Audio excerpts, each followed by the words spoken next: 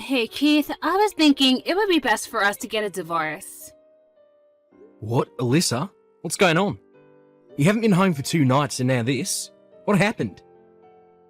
What's with that attitude? You lost your job and can't support me anymore. So I thought I'd do you the favor of staying at my parents' house to save some money for a while. And now you're acting like I'm the bad guy here? Seriously, grow up. That again. Come on, Alyssa. You never gave me a chance to explain to you why I'm unemployed right now. Your company went bankrupt, right? I already know all about it. That's not the problem here. The problem came after that. You were all like, my friend invited me to come work at his company. Like, for real? Well, congratulations. You used your connections to get ahead. Whoop-de-doo. Glad you're working out your privilege. Okay, that's not fair. Just because I happen to have an in at that company doesn't mean I'm doing anything underhanded. And yeah, it all started when my last company went bankrupt, you're right. But while I was looking for a new job, my friend just so happened to be starting up his own company. He asked me to help him out, and I agreed, that's all. How does that change the fact that you're nothing but a Nepo baby?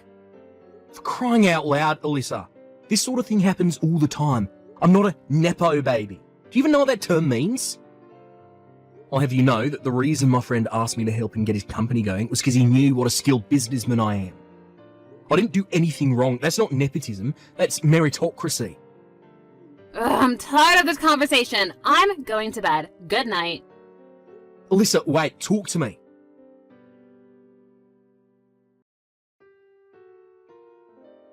Hey, Alyssa, you stopped by the house this afternoon, didn't you? I've been wanting to move my stuff out the house, so I thought I'd stop by on the day that I knew you had work. You moved your stuff out? Why? You still don't get it. Do I really need to spell it out for you? No, I've got no idea what this means. That thing you left on the living room table, I have absolutely no idea what it is or what it's for. Oh my god, you're so pathetic. Can't you tell by looking at it? I don't know, maybe this is the first time you've ever seen one of these in person.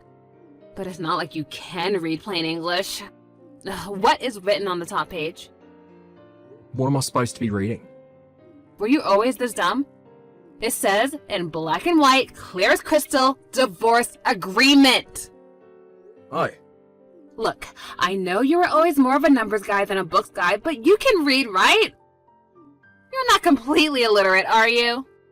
Anyone with a 5th grade education should be able to read that. So this is a divorce agreement? Yes, that's what I've been telling you. I already signed everywhere I needed to, so hurry up and sign it, then submit it to the courthouse, got it? I don't want to have to wait one more day to marry my new boyfriend. Send me the text once you finish everything and submitted it, and do it as soon as possible.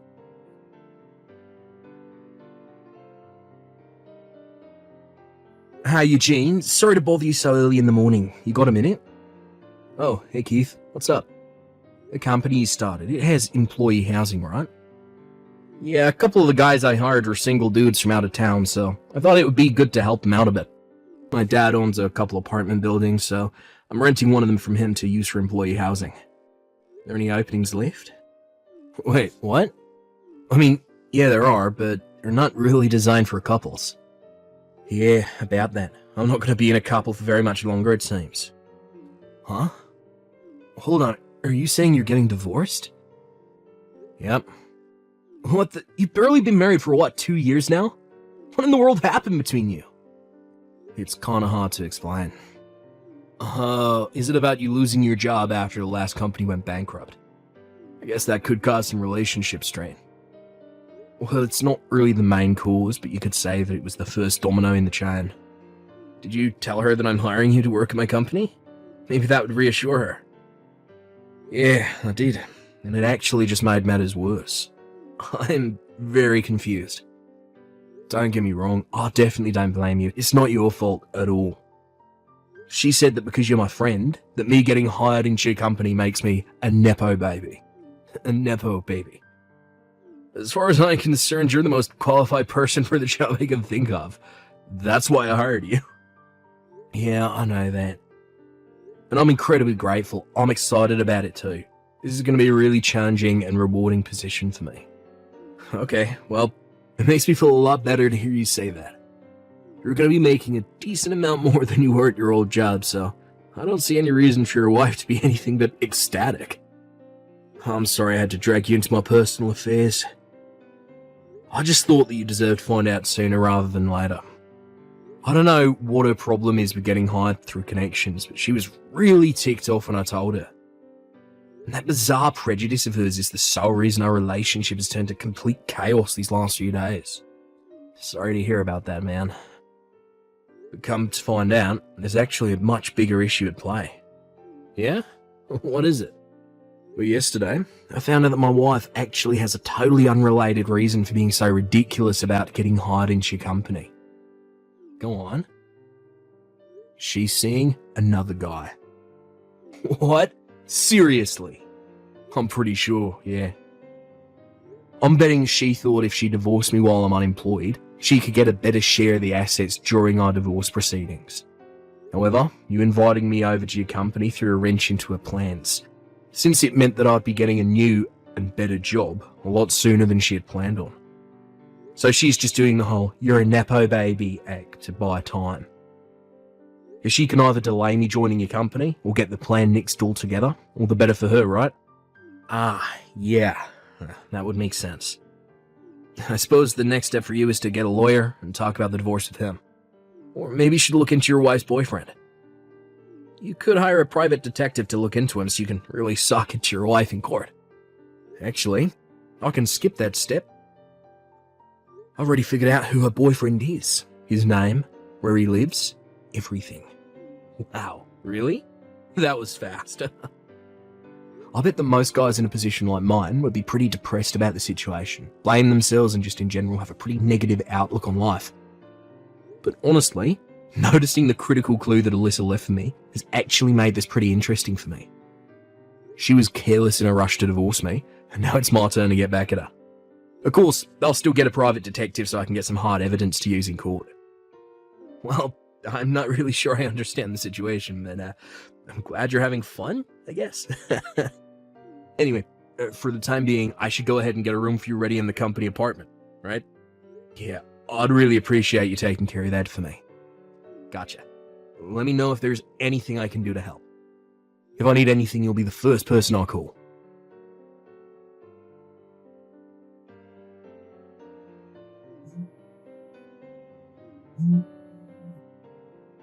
Keith, what is going on?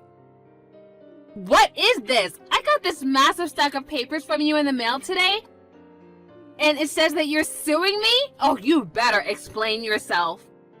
And if anything, I should be the one suing you. Ah, I'm glad to hear the papers arrived already.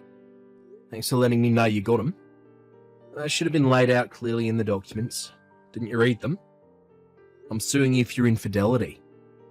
What? Excuse me? Infidelity? I was never unfaithful to you. You had better have some solid evidence to back up such an outrageous claim. I want evidence? Uh-huh, yeah, I knew it. You don't have nothing to prove that I did anything. That's not it. I just thought it would be obvious from the massive stack of documents I sent you that I have more than enough evidence to convince a jury that you cheated on me. Well then, show me the evidence! Either put up or shut up! Okay, fine. Scroll up. Scroll up? What do you mean? I guess you really didn't realise it, huh? Like I said, scroll up in this chat window to the day you moved all your stuff out the house and read your messages again. Alright. You were the one who told me about your boyfriend. Hold on a second.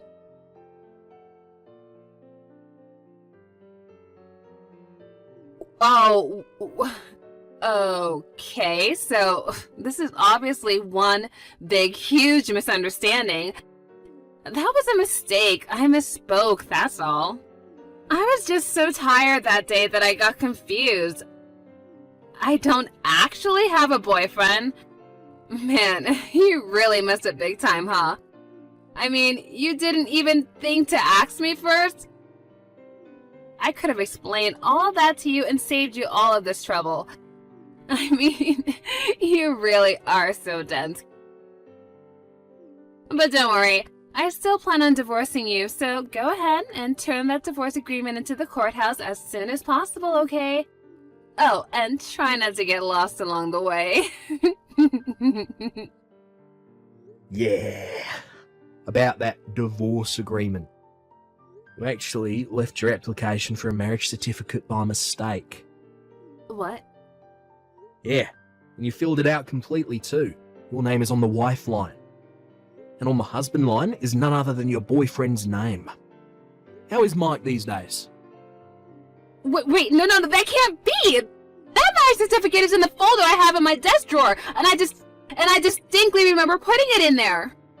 If you're so confident, why don't you go ahead and check to see if it's in the folder right now?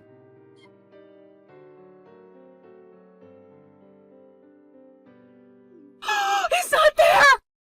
That's impossible, though! When Mike gave that to me, I thought that I should be really careful not to lose it, so I put it in that folder right away.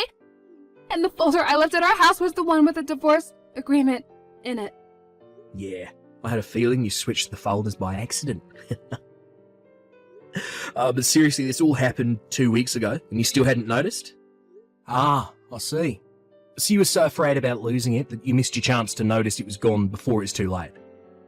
Mike's the guy that was hitting on you about a year ago, wasn't he? You still seeing him? No, give me back the marriage certificate application! How about this? I'll trade you the marriage thing for your divorce agreement. But before that, we need to settle the matter of your infidelity in court. Or you could talk to my lawyer, and we can settle. I don't have any money! Oh, you don't need to worry about that. Your parents said they'd cover the bill for you. Isn't that nice of them? They're a great couple of people. What? Of course you're going to have to pay them back for it. They were very explicit about it not just being a gift, so I hope you're prepared for that. You told my parents about everything? I was just looking out for my own interests. Couldn't have you running away from paying me what you owe me, could I? I'm gonna have to talk to Mike about this. I wouldn't waste your time trying to contact him. I doubt he'll be very responsive to you. What? Why? I'm suing him too. I already sent him his package the other day. Well, wait, how do you even have his address? Isn't it obvious? It was written on your marriage certificate application. Oh yeah, I forgot. Coincidentally, Mike's parents are going to be paying his settlement to me just like yours are for you. They've taken away his phone and sent him to his uncle's company to work off the debt. I asked them what business his uncle was in, and they said, you're better off not knowing. They did say they were sure he'd be whipped into shape in no time, whether he likes it or not, so good news, I guess. Oh no, I really screwed up. Oh, you can say that again. But from now on, all of our communications will take place through my lawyer. You can give the divorce agreement you mixed up with your marriage certificate application to him. We'll talk more about the terms of our divorce after my lawsuit against you for infidelity is taken care of. Well, after thinking it over, maybe we can work things out between us, Not happening. Goodbye. Wait, hold on, Keith, wait! I changed my mind! I don't want to get a divorce anymore! Keith, please!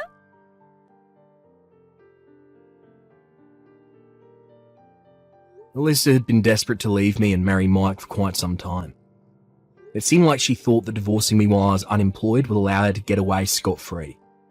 But after she blew up her own plan with one of the biggest switch-ups I've ever seen, combined with learning that she would never be able to see her dear Mike ever again, she hit rock bottom. She tried confronting me at the house that we used to live in together, but unfortunately for her, I'd already moved out. I'd already moved into the employee housing for Eugene's company by that time. Knowing she would never get a chance to speak to me again either, she fell even further into a depression. She snapped out of that pretty quickly. Her parents came along to collect on her debt. She's now stuck doing office work at a nearby company during the day and doing janitorial work at the same company during the night. According to her parents, as soon as she pays off every last cent that she owes them, they're kicking her out of the house and cutting her out of their lives. They've already got a lawyer working on writing her out of their will.